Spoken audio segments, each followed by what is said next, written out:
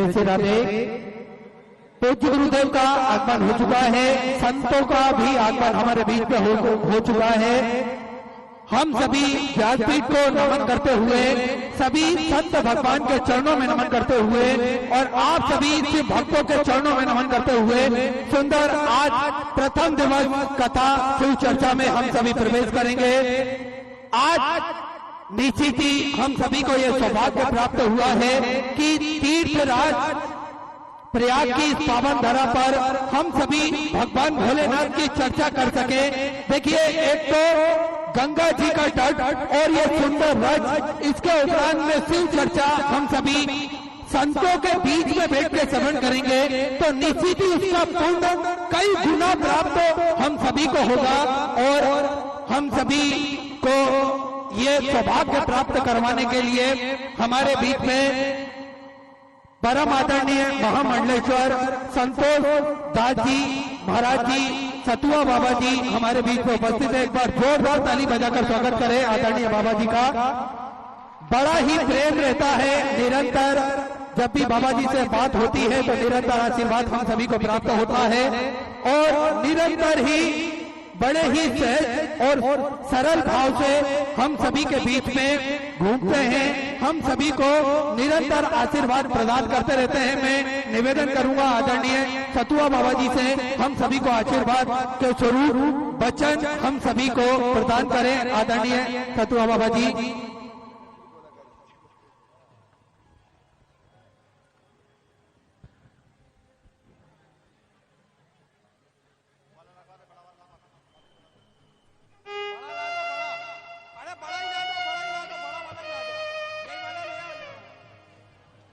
आदरणीय जगत गुरु सतुआ बाबा जी से मैं निवेदन करूंगा हम सभी को आशीर्वाद के स्वरूप वचन प्रदान करें।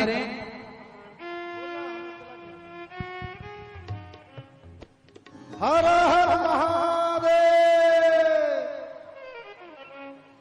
जय सिया राम, श्री शिवाय, श्री शिवाय, श्री शिवाय।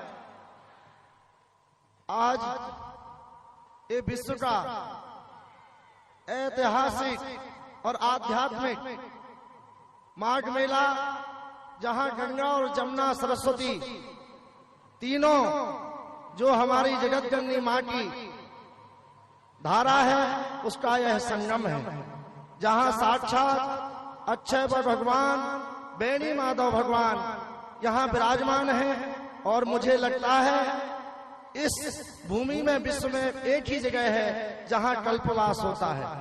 आप सब जानते हैं, शिव पुराण में आप सबने सुना है कि शिव पुराण की कथा की प्रथम भूमि जहां शिव पुराण का वाचन हुआ वो भूमि तीर्थराज और प्रयाग है। आज हम सबका सौभाग्य है कि हमारे बीच में परम पूज्य मिश्रा जी, प्रदीप मिश्रा जी का आगमन हुआ। उनके मुखारबिंद से हम सब लोग शिव चर्चा 2 दिवसीय सुनेंगे। मैं इतने अल्प समय में पूज्य गुरुदेव भगवान ने अपना समय दिया, विगत वर्ष भी दिया, इस वर्ष भी दिया। मैं आभारी हूँ पूरे घाट चौक के पूज्य संतों की तरफ से। मैं पूज्य महाराज जी का हृदय से अभिनंदन और वंदन करना चाहता हूँ। हमारे संतों की एक ही आवाज थी, उद्घोष था कि भगवान की भक्ति, और इस व्यासपीठ में शिव की भक्ति के लिए जो एक ध्वनि के साथ उद्घोष किया और आप सबने जो शिव पर विश्वास किया और शिव की आराधना किया, निश्चित ही मुझे लगता है कि राम अयोध्या में आए हैं और उसका एक जीता जागता प्रमाण है कि आप सब तीर्थराज प्रयाग में बैठे हैं। आज हम वो सब चर्चा सुनेंगे जहां गंगा की अविरल धारा कलकल बह रही है और यहाँ शिव की चर्चा भी मुखारबिंद से अविरल बहेगी। आज हम सब लोग इस पल के भी साक्षी बनेंगे कि आज शिव की चर्चा है और आज भी सोमवार है और हम सबको कई योग, माघ मास है, हम सब के लिए ऐसे संयोग अनेक बन रहे हैं। और मैं भगवान विश्वनाथ जी को प्रणाम करता हूँ और पूज्य व्यासपीठ को प्रणाम करके कहता हूँ कि आपकी कृपा, आपका स्नेह पूरे जगत पर बना रहे और सब में शिव भक्ति और आराधना की ऐसी प्रेरणा बनी रहे और सबको शिव भक्ति प्राप्त हो। यही शब्दों के साथ मैं अपनी वाणी को विराम देता हूँ, क्योंकि आप जिनको सुनने के लिए 3 दिन से यहाँ खुले मैदान में बैठे हैं, मैं देखा तो मुझे लगता था कि आपको कुछ नहीं चाहिए। और मैं मेला प्रशासन का धन्यवाद देता हूँ कि आपने विगत वर्ष श्रोताओं ने विगत वर्ष व्यासपीठ के दर्शन नहीं कर पाए थे। इस बार हमारे मेलाधिकारी महोदय और पुलिस प्रशासन ने ये अद्भुत मैदान दिया और तत्काल व्यवस्था कराई। संपूर्ण व्यवस्था को सुचारू रूप से आप सब कथा सुन सकें, इसके लिए उन्होंने जो सहयोग दिया, मैं सबकी तरफ से मेला प्रशासन और पूरे पुलिस प्रशासन को धन्यवाद देता हूँ। और हम सब लोग जानते हैं कि हम किसके राज्य में हैं। कौन के राज्य में हैं? योगी आदित्यनाथ जी के राज्य में हैं। चाहे खुले में बैठो, चाहे रोड पे बैठो, कोई कुछ नहीं कर पाएगा, क्योंकि योगी सरकार है। देश में मोदी जी और उत्तर प्रदेश में योगी जी और प्रयागराज में पंडित श्री प्रदीप मिश्रा जी, ये त्रिवेणी संगम है। खूब नहाते रहो, गाते रहो, श्री शिवाय, प्रणाम, जय सिया राम। बड़ा ही सुंदर उद्बोधन हम सभी ने श्रवण करा। जगत गुरु श्री सतुआ बाबा जी का एक बार जोरदार ताली बजाकर स्वागत करें। और आज हम सभी सुंदर बात के इस मेले में शिव चर्चा 2 दिवस की श्रवण करेंगे। प्रथम दिवस में हम सभी प्रवेश करते हुए आज बाबा भोलेनाथ की भक्ति किस प्रकार से हमें करना चाहिए, नित्य नई नूतन कथाओं के माध्यम से हम सभी को पूर्ण रूप से बताते हैं। ज्यादा समय न लेते हुए हम सभी सीधे व्यासपीठ की शरण में चलते हैं और पूज्य गुरुदेव के सानिध्य में सुंदर प्रथम दिवस शिव चर्चा में हम सभी प्रवेश करेंगे। जय जय श्री राधे, हर हर महादेव, श्री शिवाय नमः।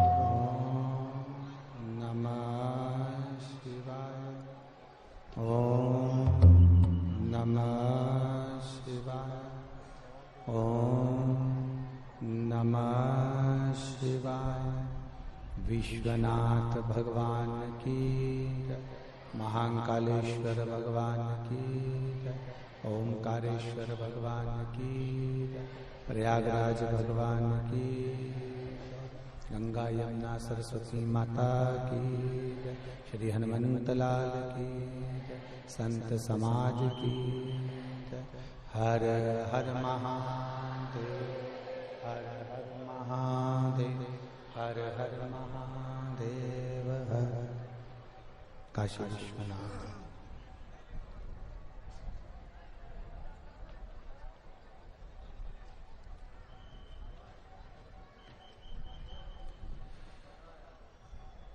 काशी विश्वनाथ ओगरदानी त्रिकालदर्शी कैलाशी अविनाशी भगवान शिव, जिनकी पुनीत पावन शिव महापुराण की कथा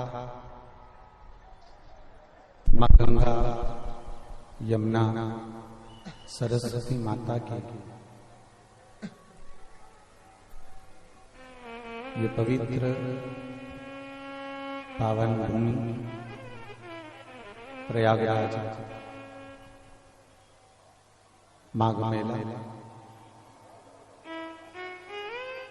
भगवान शिव की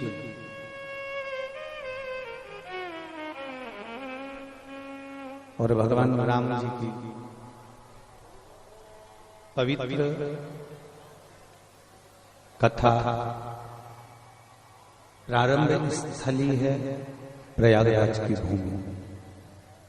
तो आज आप और हम दोनों और जितने आस्था चैनल पर श्रवण कर रहे हैं, फेसबुक यूट्यूब पर सुन रहे हैं, वो सब आज माघ मेले से पवित्र हो गए, जो शिव महापुराण की कथा यहाँ से श्रवण करने का मौका मिला।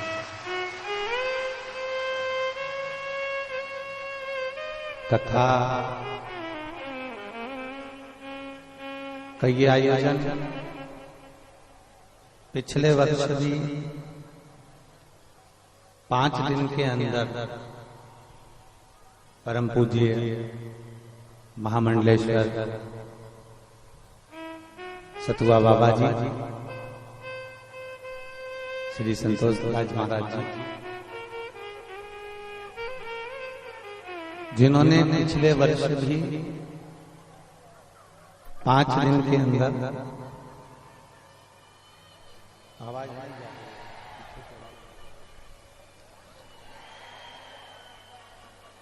नहीं आ रही है। पिछले वर्ष भी सतुआ बाबा सेवा शिविर, सतुआ बाबा सेवा शिविर द्वारा ये पवित्र शिव महापुराण की कथा का 2 दिवसीय आयोजन पिछले वर्ष भी रहा। ना जाने आप लोगों ने सतुआ बाबा पे कौन सा टोना कर दिया है।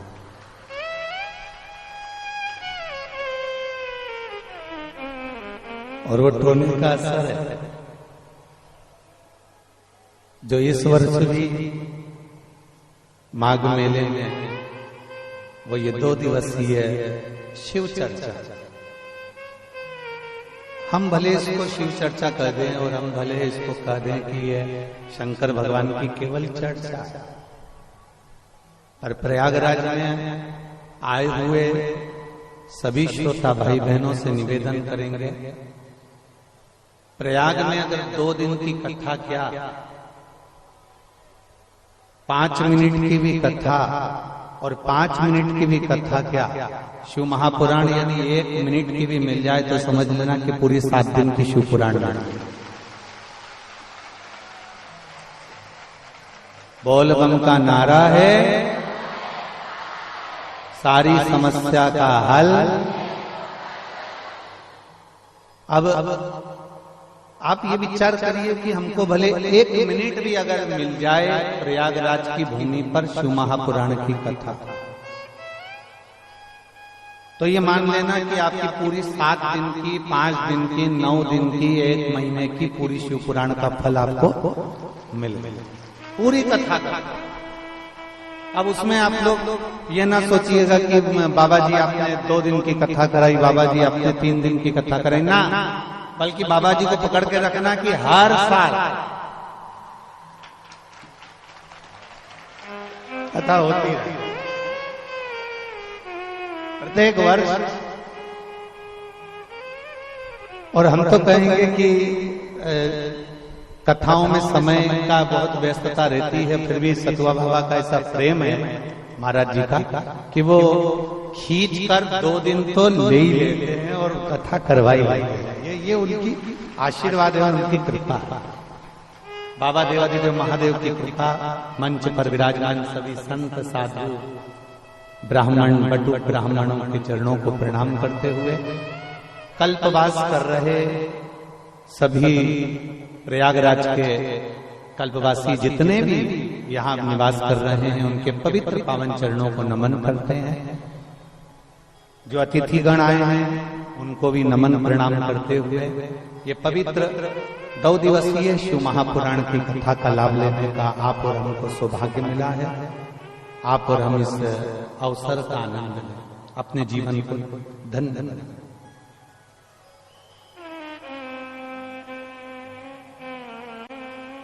एक जीवन में मानव का शरीर मिलना और मानव शरीर प्राप्त कर कर भगवत के भक्ति तक पहुंचना, ये बहुत कठिन है।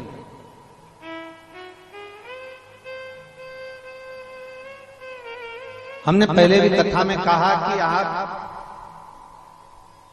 डिग्रियां प्राप्त कर सकते हो, डिग्रियां मिलने में देरी नहीं लगेगी, डिग्री आप प्राप्त कर सकते हो। मेहनत करोगे, परिश्रम करोगे, बहुत अच्छी मेहनत में रहोगे तो ऐसी कोई डिग्री नहीं है जो आपके जीवन में आपको नहीं मिल सकती। आप जितनी मेहनत करोगे उतनी अच्छी डिग्री आपके हाथ में होगी। आपका परिश्रम, आपका कर्म और आपकी मेहनत आपको डिग्री दिला देगा।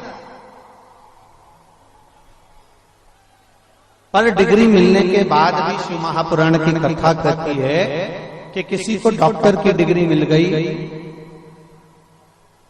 किसी को इंजीनियर की डिग्री मिल गई, किसी को सीए की डिग्री मिल गई, कोई अच्छा डॉक्टर बन गया, कोई अच्छा सीए बन गया, कोई अच्छा इंजीनियर बन गया, कोई अच्छा पद पर जाकर विराजमान हो गया। पर शिव महापुराण की कथा कहती है वो डिग्री मिलने के बाद भी एक सबसे बड़ी डिग्री है, वो आपकी नम्रता की डिग्री है कि आपके अंदर नम्रता की डिग्री, आपका व्यवहार कैसा है, आपके अंदर की नम्रता कैसे है। आप बहुत ऊंचे औहदे पर बैठ गए, बहुत ऊंचा औहदा आपको प्राप्त हो गया और उस औहदे पर पहुंचने के बाद मालूम पड़े डिग्री तो आपके पास में है पर आपकी नम्रता आपके अंदर नहीं है, आपकी विनम्रता आपके अंदर नहीं है, तो वो डिग्री का कोई मूल तत्व नहीं रहेगा। शिव महापुराण की कथा भगवान देवाधिदेव महादेव कहलाते हैं। भगवान शंकर ब्रह्मा ब्रह्म लोक में रहते हैं, भगवान विष्णु वैकुंठ लोक में रहते हैं, इंद्र इंद्र लोक में रहते हैं, पर भगवान देवाधिदेव महादेव कैलाश पर्वत के ऊपर रहते हैं। सारे देवता ऊपर विराज रहे हैं, सारे देवता ऊंचे ऊंचे औहदे पर विराज रहे हैं और उनसे भी ऊंचा जो औहदा है वो मेरे देवाधिदेव महादेव का है। पर महादेव इतने ऊंचे औहदे पर होने के बाद भी मेरे देवाधिदेव महादेव नम्रता, सहजता, सरलता किसको कहते हैं कि देवताओं ने मंथन करा और मंथन में अमृत को देवताओं ने रख लिया पर विष मेरे महादेव के पास में भेज दिया और महादेव के पास में विष गया तो भी मेरे महादेव मुस्कुराकर उस विष को पी गए, क्योंकि महादेव को मालूम था कि मैं बहुत घर का बड़ा व्यक्ति हूँ और घर का जो बुजुर्ग होता है, घर का जो बड़ा होता है उसको विष पीने की आदत सी हो जाती है, वो लोगों की बात सुनने की आदत अपने अंदर रख ही ले। और तेरी कृपा बिना न हिले एक भी अणु, लेते हैं श्वास तेरी कृपा से। हे गंगाधार मुक्तिवार ओंकार तू, भोले ओंकार तू, आयो शरण तिहार शंभुतार बखान क्या करूं मैं राखों के ढेर का, चपटी भगोत में खजाना कुबेर का। हे गंगाधार मुक्ति द्वार ओंकार तू, भोले ओंकार तू, आयो शरण तिहार शंभुतार। एक विनम्रता हमारे भीतर, शिव विनम्रता देते हैं। एक कथा आती है भगवान देवाधिदेव महादेव काशी में नंदनवन में मेरे बाबा माता पार्वती को लेकर भ्रमण कर रहे। माँ जगत जननी उनके साथ भ्रमण कर। थोड़ी देर चलते चलते माता पार्वती की दृष्टि एक छोटे से बच्चे पर पड़ जाती है। बहुत छोटा सा बालक, बहुत छोटा सा, और माता पार्वती जी की दृष्टि पड़ी।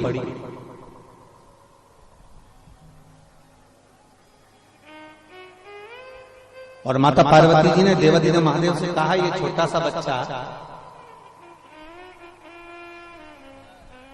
अपनी माता पिता के हाथ को छोड़कर ये भटक गया है। तो पार्वती जी ने भगवान देवाधिदेव महादेव जी से कहा कि आपका और हमारा फर्ज है कि इस बच्चे का हाथ पकड़कर हम इसके माता पिता के पास तक पहुंचा दें। अगर ये बालक भटक गया है तो इस बालक को हाथ पकड़कर हम इसके माता पिता तक पहुंचाएं, ये हमारा फर्ज है। माता पार्वती जी ने जब भगवान देवाधिदेव महादेव से कहा, भगवान शिव जी से जब कहा,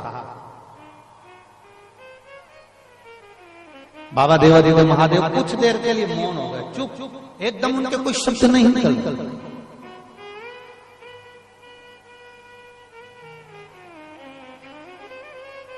कुछ देर निकला, थोड़ा समय निकला, फिर इसके बाद में पार्वती जी ने फिर बाबा देवाधिदेव महादेव से कहा, बाबा ये छोटा सा बच्चा है और मार्ग भटक गया है, तो आपका और हमारा फर्ज बनता है कि अपन इसका हाथ पकड़कर इसके माँ बाप तक पहुंचा। शिव जी कुछ नहीं, मौन। थोड़ी देर बाद पार्वती जी क्या देखती है, थोड़ी देर तक तो बच्चा रोया, थोड़ी देर तक तो वो बच्चा बिलखा।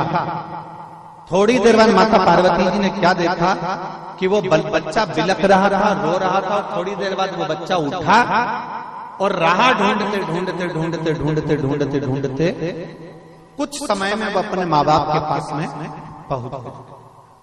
अब शिव जी ने तुरंत पार्वती मैया का इशारा करा और इशारा कर कर कहा, देखो पार्वती, ये बालक अपने माता पिता के पास पहुंच गया।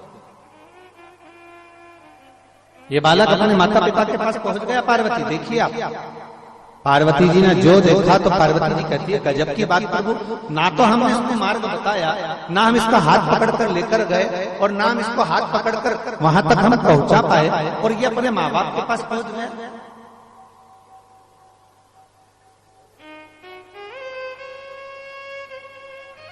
शिव कह रहा है, पार्वती दो चीजें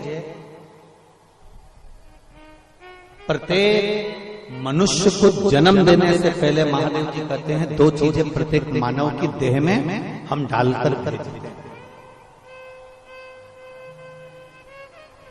दो चीजें महादेव जी कहते हैं हम अपने संसार में जन्म लेने वाले उस मनुष्य के हृदय में, मनुष्य के चित्त में, मनुष्य की वृत्ति में, मानव के जीवन में दो चीजें हम डालकर भेजते हैं। एक, अपनी मंजिल तक कैसे पहुंचेगा ये उसमें हम देकर भेजते हैं, और उसको कहते हैं हमारी भाषा में टैलेंट।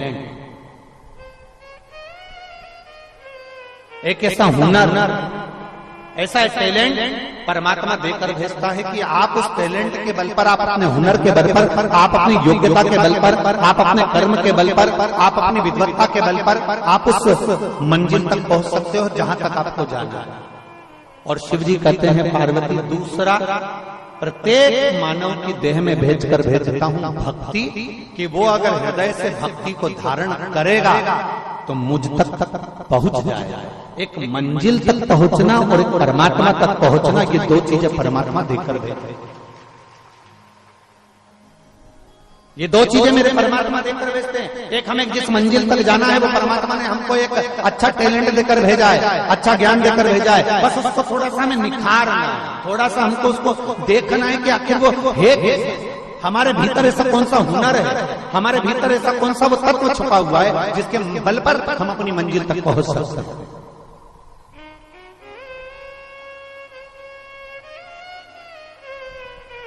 ए मेरी प्रयाग की जीजियों और मेरे प्रयाग के जी जाओ, एक बात बताओ, गाड़ी कहाँ छोड़ी तुम लोगों ने? यहाँ से 1-2 किलोमीटर दूर तो छोड़ी होगी ना? जम के तो बोलो जरा, छोड़ी ना? ठीक है। वहां से यहां तक कैसे आए हैं? पैदल।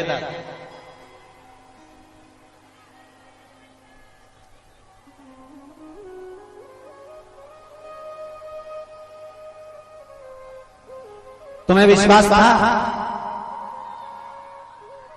कि तुम कथा स्थल तक पहुंच जाओगे? काय पर विश्वास था? अपने आप पर कि अपने पांव पर? अपने पैर पर तुम्हें विश्वास था। ऊपर वो लोग कह रहे थे कि गुरुजी हमें एक बात समझ में नहीं आती, आप किस पे भरोसा करते हो? डमरू वाले पर विश्वास करते हो कि मुरली वाले पर विश्वास करते हो?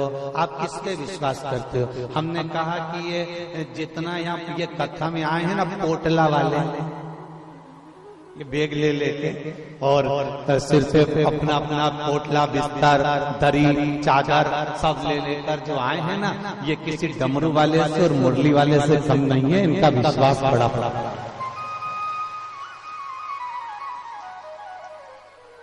अभी हम देख रहे थे बाबा जी जब साथ में आ रहे थे, सतुआ बाबा जी, तो हमारे साथ में आते आते सतुआ बाबा जी बड़े प्रसन्न थे।